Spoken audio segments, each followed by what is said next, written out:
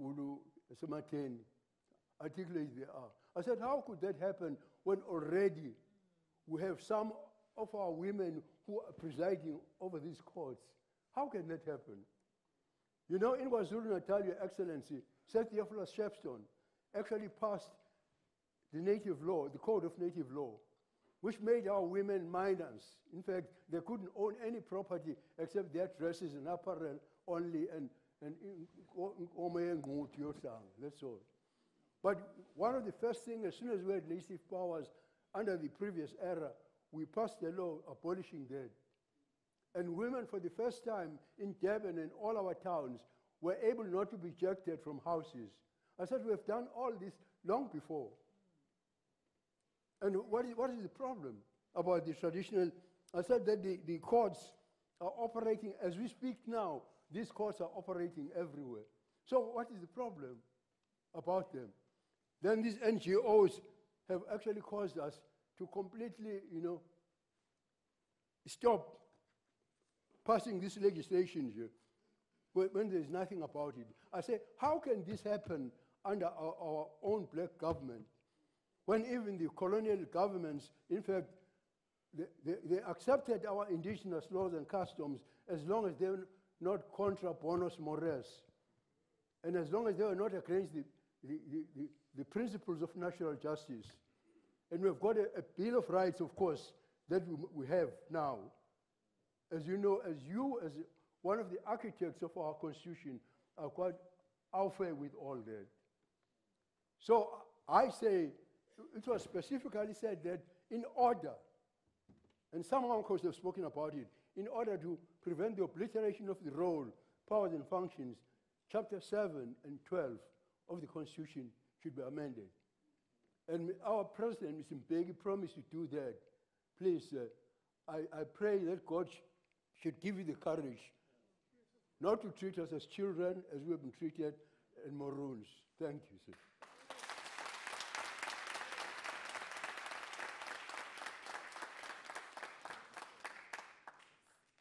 Thank you, Ndabezitha Sheng. Our last speaker is going to be the President of Contralesa, Kgoshi Makhona Mokoena. Thank you. Akole bore mhlomphere mlostulo aka yomutsi.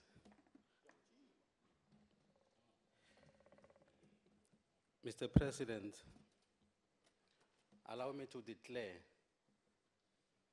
first that the person I'm going to address now, our Honorable President, I know him very well. We're together from CODESA 1, CODESA 2, even here in Parliament, when drafting the new constitution. He is someone who can listen, someone very smart,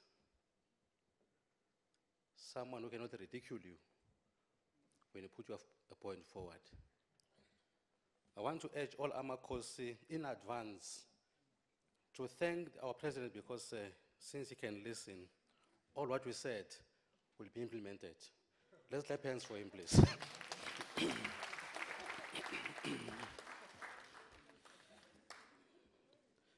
Mr. President, you started very well.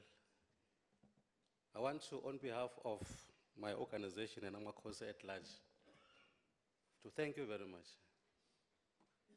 Because immediately you were elected the leader of our ruling party, you deemed it fit to visit our kings and queens, something that was never done before. And it shows you are practicing what you are preaching. Much has been said by my colleagues. Mine is to deal with non-implementation of agreements or resolutions. To illustrate a few examples, His Excellency. The National House and provincial houses met the late Minister Shikeka, may his soul rest in peace. We tabled challenges and issues that affect Amakosi and our people directly. He promised to implement some of those recommendations that we made. Unfortunately, it was not to be. We met Minister Pravin Gordhan, who was our minister then, tabled those issues that affect Amakosi. Among other things, absorption of staff at our TCs. Our TCs, Honorable President, are relying on grants from provinces. It depends if that province is under Amakosi or Iwatandi. Living on grants at this time and age. We're having our senior traditional leader here, the veteran, Kgoshi Supin, the founder of the National House. If he can decide to retire now, participating in houses, Mr. President, he will live with his trouser and jacket. No pension for him as a veteran who served in the house for so many years. But his municipal councillor in his own village, if he or she can be in a municipal council for only 5 years, he or she has got a pension, but not the Kgoshi of the area. What do we call that? I said we're having a dynamic, excellent,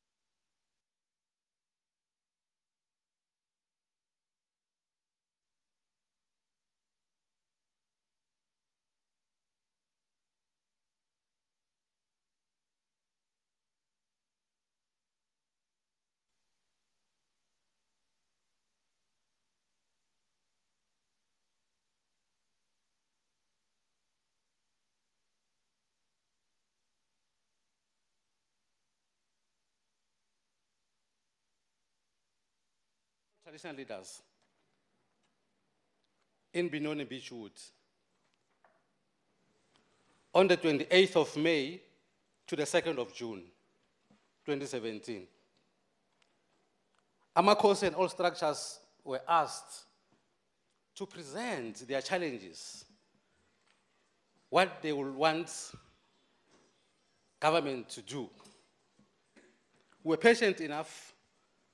We did that, submitted all those suggestions and recommendations.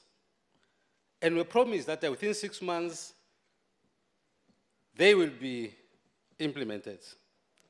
Among other things, our friend Minister Quinty will remember, is the transfer of land to its original owners, who are Amakosi and our kings and queens. Guess what? Nothing happened. As if that was not enough, again in November, Amakosi were called to what we call a summit. In that summit, again, Amakosi and all structures were asked, President of Sango, were asked, what is it that we can do for you, Amakhosi? We submitted, same thing. What happened? No. Now, we prayed so hard. We prayed as Amakhosi, went even to our ancestors and asked that, can we be given someone who can listen? Now, we are grateful as Amakhosi because now we're having our minister, Dr. Mkhize, who was part of the summit. He listened to all our concerns and all our recommendations. Thanks God, Kabazela, we are there. Amakhosi, we are happy. Something will be done. You remember, I even addressed you, Kabazela, and I said, I so wish one day you'll be up there. Those who are there, they'll remember. Indeed, my prayers were answered. You are there. Now,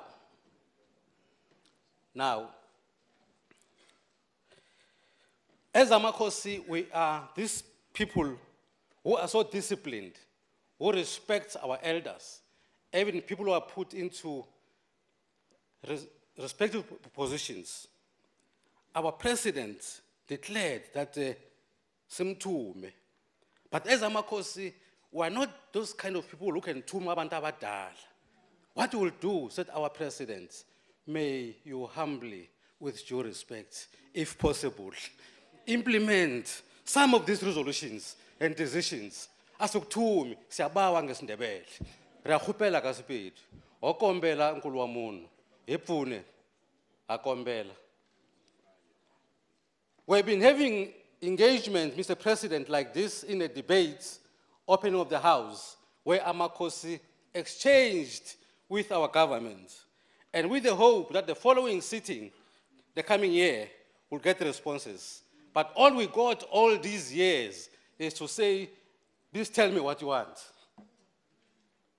But patient as we are, we did that. Rakhupela ngwana khoshi yaka. Ke a go tseba wa ntseba. Maosha a sa batho ba go lla. Fela gone ona re kwela hle mokwa. Re kwela bohloko.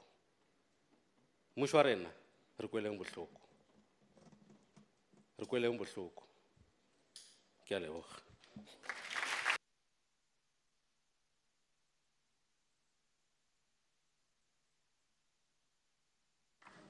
Thank you, honorable traditional leaders, for engaging the speech of the president. I've learned so much from my colleagues. I was humbled with the way you have engaged the speech of the president. So I want to thank you and request that this House give you an applaud for raising issues very well.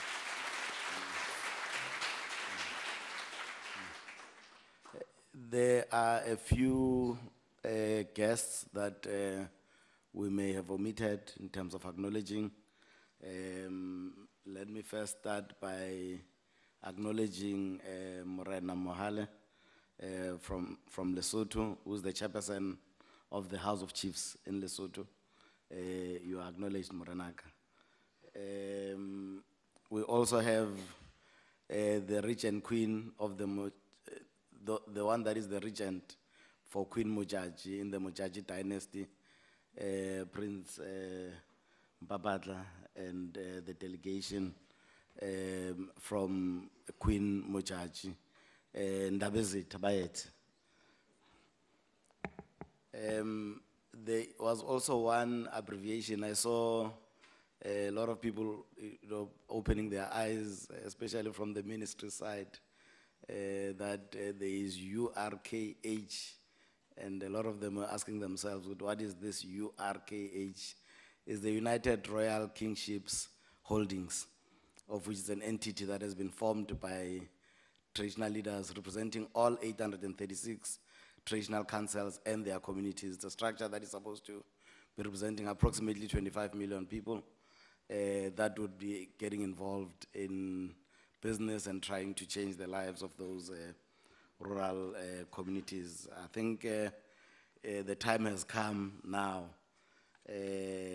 to take this opportunity and invite the House, to give an opportunity and welcome His Excellency, the President, to respond. The time has come, Honorable President, for you to address traditional leaders. I think we can give him a round of applause and also a rise.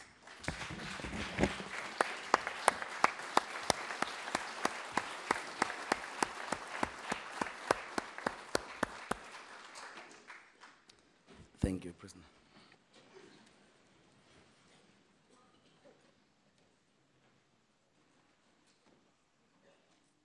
Your Majesties, Chairperson of the National House of Traditional Leaders, Ministers and Deputy Ministers, Chairpersons of the Provincial Houses of Traditional Leaders, our esteemed guests from other countries, especially Morena Otlahang Lesotho, Rao Dumedisa, Rao Leboa, Obamona. Esteemed guests and ladies and gentlemen, without detracting from the serious business of this House, let me start off by asking you all a rather serious question on behalf of one of my colleagues. It takes us like, that's why I'm looking at you in the Fananian. But Leabo in a electro what?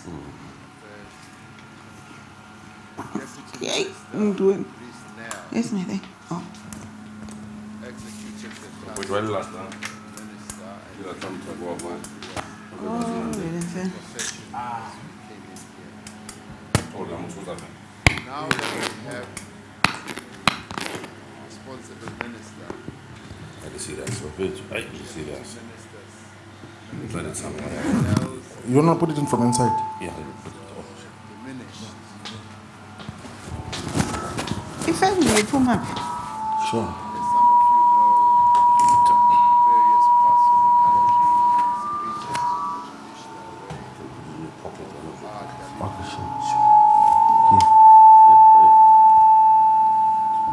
Okay, But being the innovative has come up with, yeah? and he's asked that I should Oh, put it across. And he does so by saying that if there is a vacancy anywhere for traditional leadership in any part of the country, he is willing to take it up to a point where he's willing to change his name from Andries Nel to Andy Lenelane.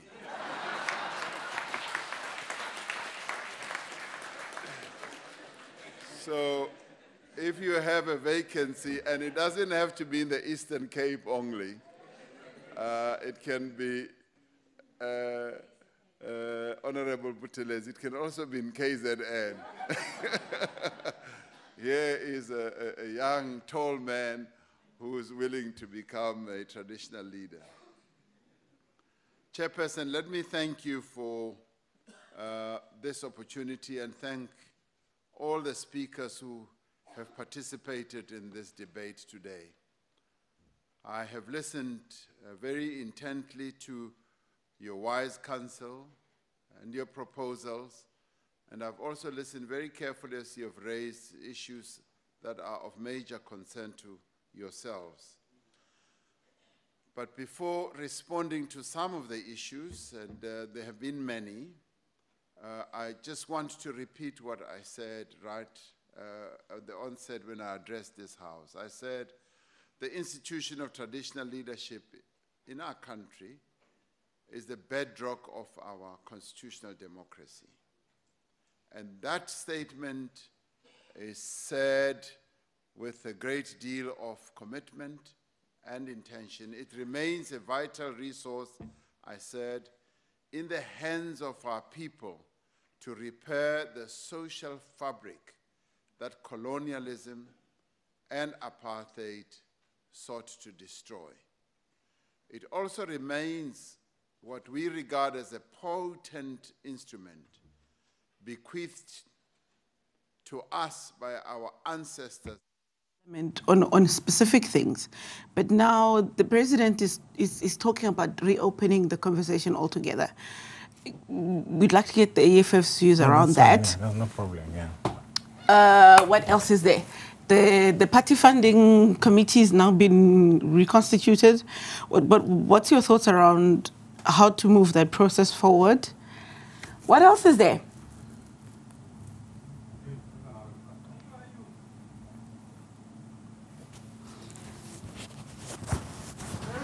What else is there?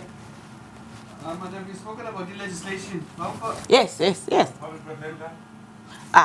The DA's request for an inquiry into Mkhwebane's fitness to hold office. All of that